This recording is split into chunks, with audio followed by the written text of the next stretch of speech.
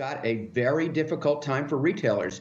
They've just going through the first phase of this, which is survival. What do they need to do in terms of managing liquidity? They've furloughed people, they've cut orders, they're not paying rent, and they're looking for loans, and they're trying to survive.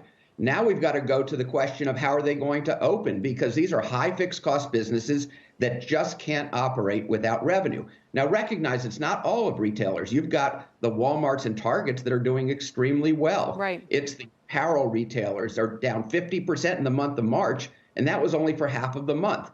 So we've got a very difficult economy for a number of the retailers.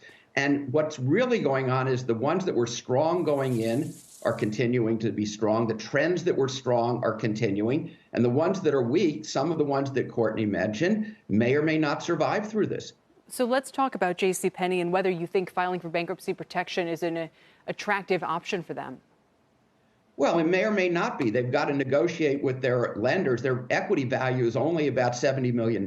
They've got debt coming due. They've got a lot of inventory that's in the system. And the real question is, what's the longer-term growth strategy for that brand or other brands that are on the edge?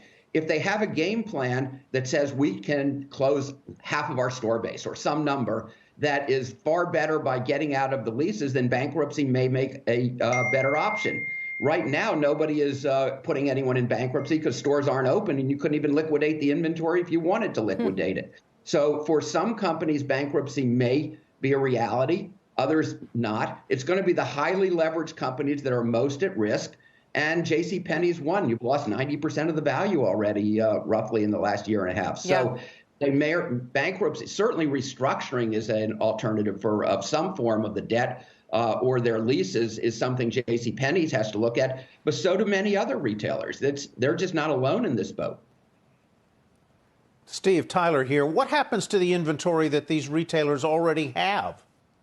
It's a massive issue. I lived through the recession, the 08-09 period, and that was when volume was down 25%, and there was enormous amount of discounting.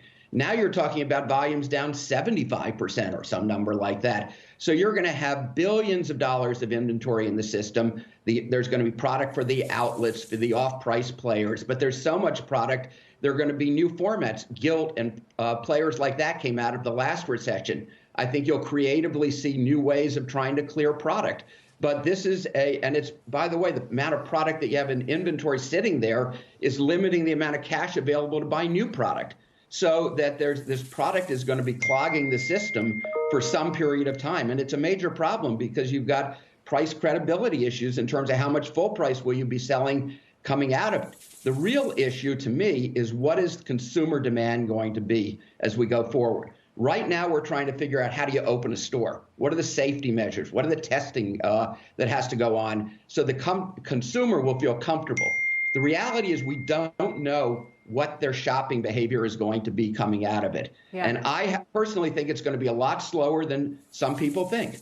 And in that case, Steve, what does it mean for the society? I mean, if we just don't have the level of stores, at all in 6 or 12 months that we thought we were going to have. We know store closures are picking up already, but this is a very different phenomenon.